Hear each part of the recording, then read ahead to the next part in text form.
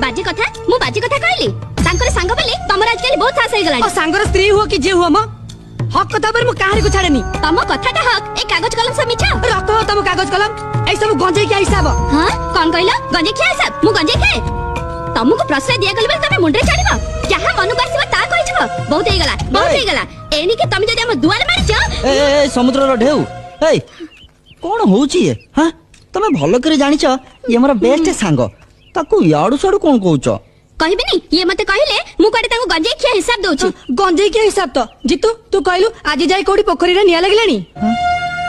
पोखरी पानी ए समुद्र रो ढेउ पानी रे निया लागिबो केमिति। ए देख तमर ए जमा खर्च हिसाब खाता कहूची ए देख एथरे परिष्कार लिखाई छी तमे तो पढ़ी परिबोनी नीलो तमे निजे देख एथरे लिखाई छी गला वर्ष गोदाम घर खळा